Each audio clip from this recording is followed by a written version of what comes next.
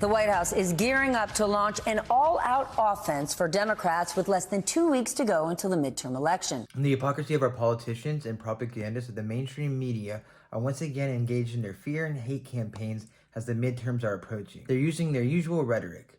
Democrats are socialists, Republicans are traitors, and that the libertarians will bring us to ruin. New reporting points to a rise in efforts to harass and intimidate voters and election workers. The Washington Post says Trump supporters who believe the 2020 election was stolen, which it wasn't, are recruiting poll watchers for battleground states. One former Justice Department official says that she has been warning local officials to look out for groups like the Proud Boys.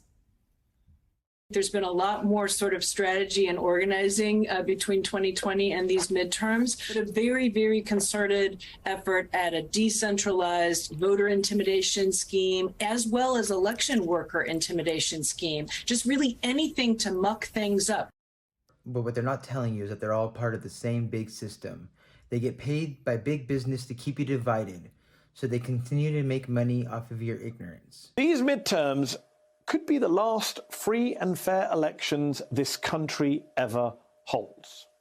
Just imagine how much worse things could get as well with the GOP in charge of elections, the election process in states across the country. Already, we have armed vigilantes intimidating Arizona voters at ballot drop boxes. These are not hypothetical or theoretical concerns. Yet still, many Americans don't get that our democracy is in imminent danger. It's no secret that the mainstream media has been promoting fear, hate, and division among Americans for years. I mean, there's a history of voter intimidation and voter discrimination and obstacles to the ballot, especially in African American and Latino communities. And so you've got to view the guy showing up in, camo gear and masks as part of that history. This is an attempt to discourage people from going out to vote. The truth is we need to trust each other again. We need to be able to work together for the common good.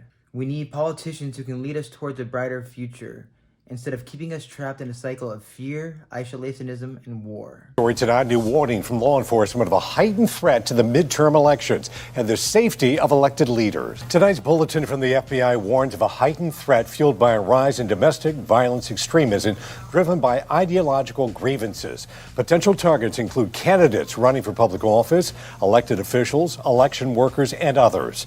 The FBI warns the threat will continue even after Election Day. The politicians they support have used this rhetoric to get elected.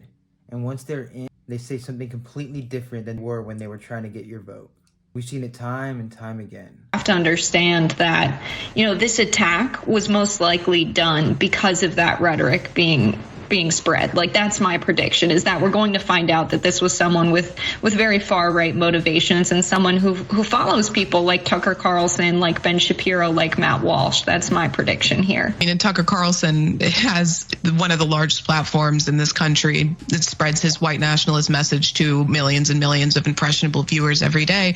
The right wing wants you to believe that public schools are an indoctrination center for communist theory. I wish they were, but actually people are not learning such things in school. When a politician is running for office, he'll tell you what you want to hear. He'll say he supports your values, that he cares about your family. The same chant was used by this guy they have in custody that was used on January 6th. The chant was, "Where's Nancy? Where's Nancy? Where's Nancy?" This is despicable. There's no place in America. There's too much violence, political violence, too much hatred, too much vitriol.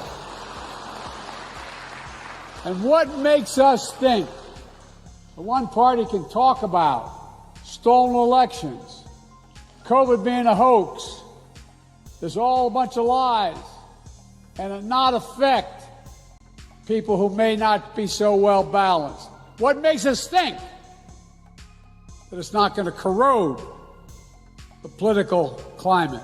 Stop listening to those who are trying to scare you rather than secure your happiness and safety. They tell us that we'll lose our health care if we don't vote for them, that illegal immigrants will take our jobs and steal from us, and that there's a terrorist hiding behind every corner in America waiting to strike. And then on top of it, you have political figures. You have the previous president of the United States, posting about QAnon on his social media platforms, which is just about this same cabal that this guy's talking about. So, look, it doesn't really matter at the end of the day, because right now there are people advocating for these conspiracy theories out there. So, of course, people who can't, who don't know this is a game to these politicians are going to take it out on real people. Our politicians are supposed to be working for us, but instead they spend all their time trying to scare us into voting for them. Once he's elected, he does exactly what his donors tell him to do. He might as well be working for them. People who may not be so well balanced.